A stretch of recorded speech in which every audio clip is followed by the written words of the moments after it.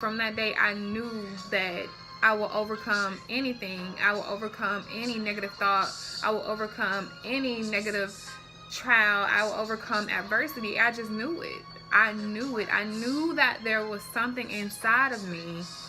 I just didn't know what it is. And for so long, I carried that same thought throughout my life.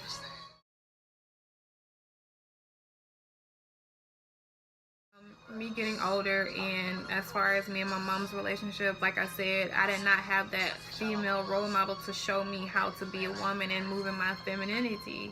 And because of that, I started to go angry because I had freedom. However, I lacked mentorship, I lacked guidance, I lacked, how to be confident, how to be bold, because my mom, her primary focus was to make sure that we had a roof over our head, and she did that by going to work.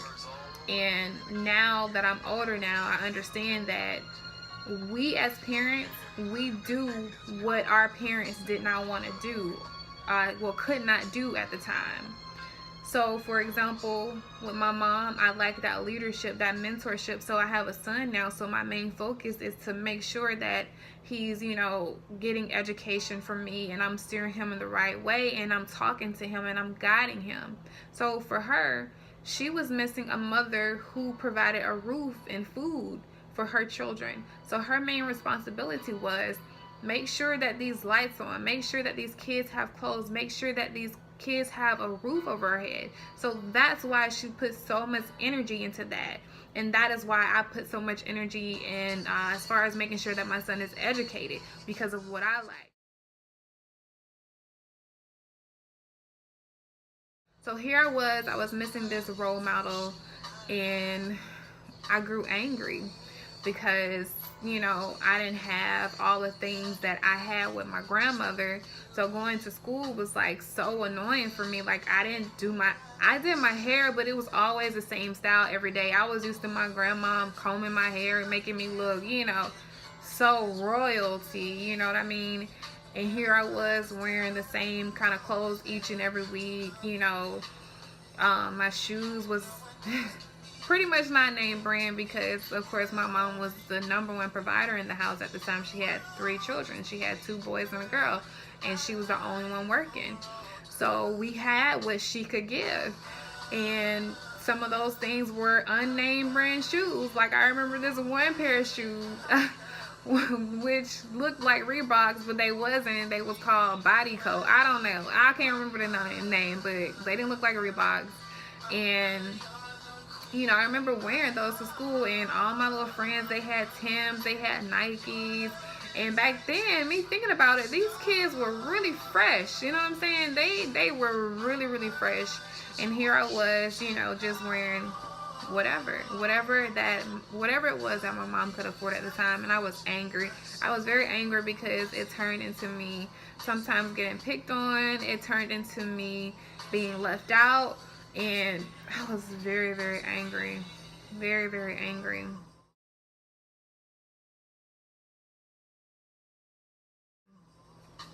Besides the wardrobe, I also struggled with education. I had a learning disability, and I lack understanding, especially with comprehending.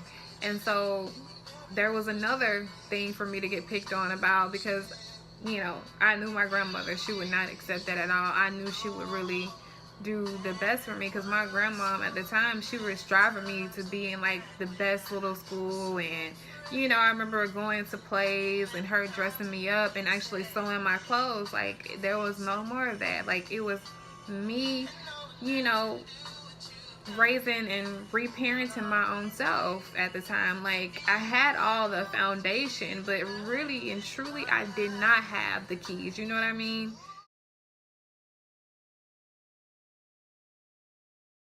So I was lacking in school, I was falling behind, and so that was another reason for me to get picked on. And that really, really, really, I believe, is what put the icing on the cake and what really drove a wedge between me and my mom, because I didn't feel like she really care and fully understand the concept of raising a child. At the time, I did not know that's what it was. I just was really, really angry with her, but I didn't know why until my older years of why. And it's because the things that she thought that I needed was not exactly what I needed to survive and thrive into this world. And I mentioned this in my book titled Relinquish or Reposition as well, because you know, your upbringing can really, really, really navigate your life. It determines a lot. So that was like the sole missing part of it. And that's what really, really drove a wedge into our relationship, because as middle school came around, it was the same thing. You know, she did buy new clothes when it came to, you know, going back to school. However, of course, I still didn't have as much as many people. And, you know, I remember one year where I thought we weren't even going to have Christmas.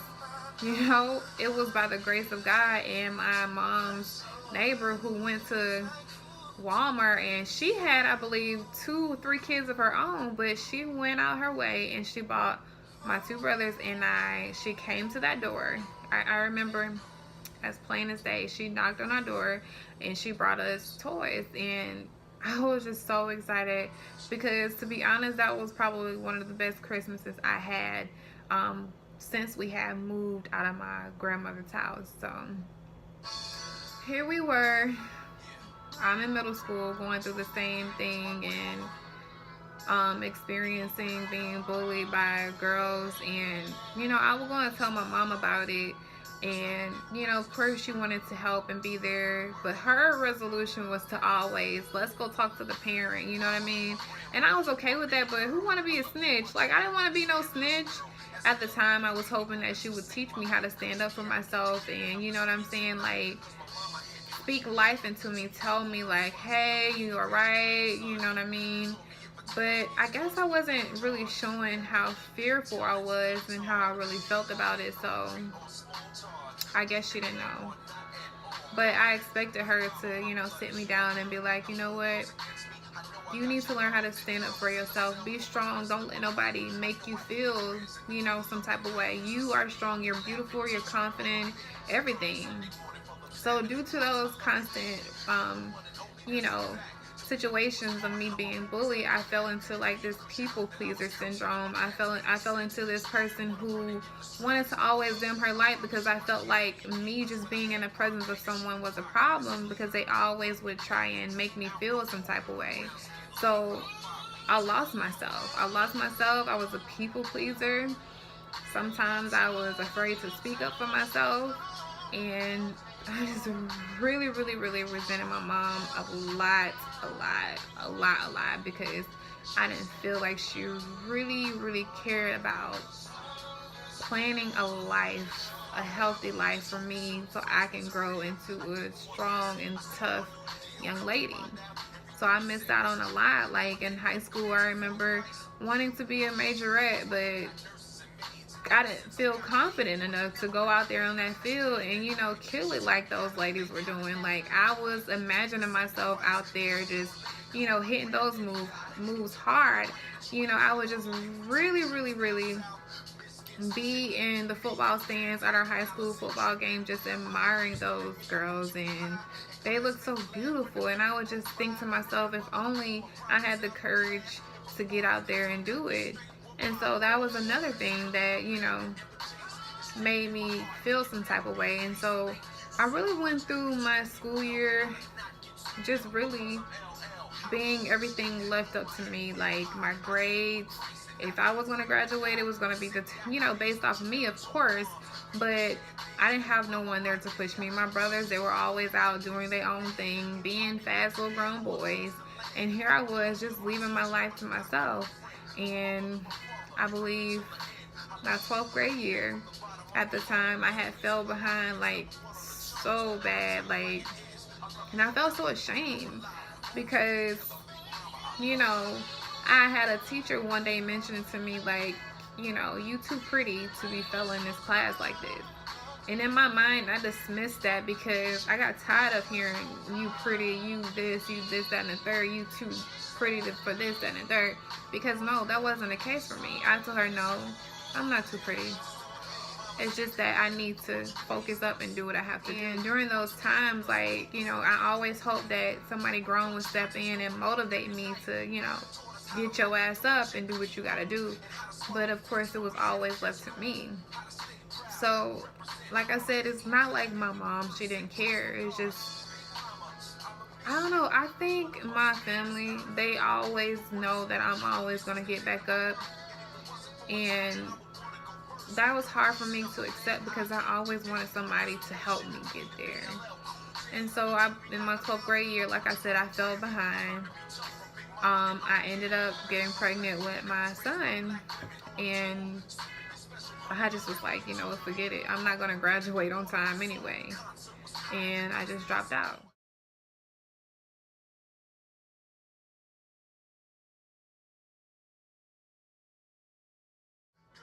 So I dropped out in my senior year.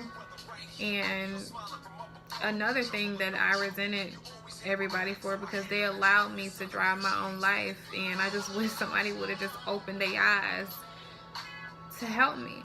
So here I was, pregnant. It was summer, and I just really despised a lot of people because they watched me just like fail.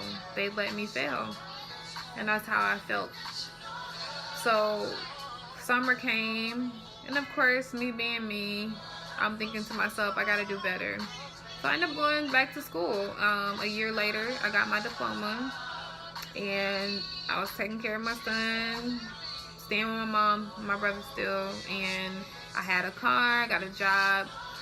And when my son came into this world, that's when me and my mom, you know, started to get close. She really did a lot of things for me, like as much as she could. I remember her making sure I had breakfast in the morning, and I remember her walking to the store, going to get pink lemonade for me all the time because I loved pink lemonade when I was pregnant. So she would go to the store and she would, you know, make sure the pink lemonade was in the refrigerator. Whatever I was craving during that time, she would make sure I had it, okay? And my favorite thing to eat, of course, was chicken, because that's all we cooked during that time was chicken.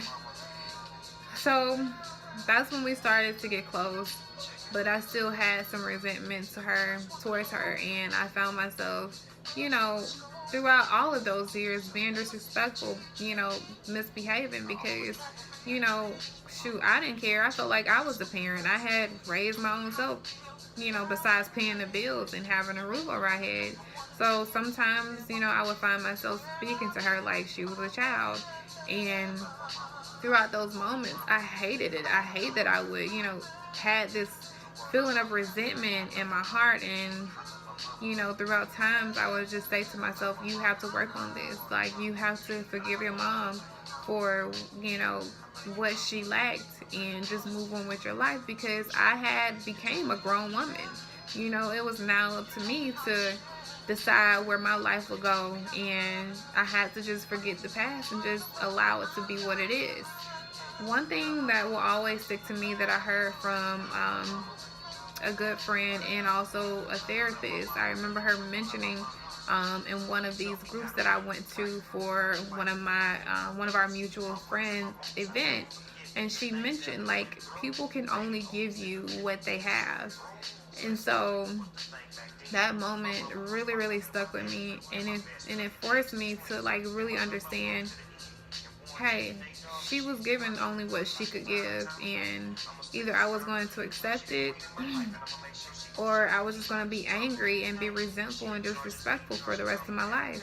So what really pushed me over into really respecting my mom more is a simple fact that I found myself walking in my purpose, and I thought to myself, how can I go out and be, you know, nice to other people, persuade other people, influence other people if my home life is in shambles?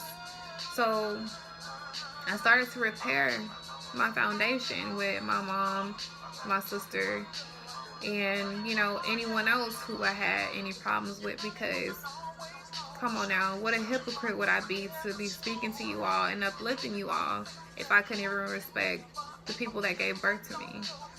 So that's what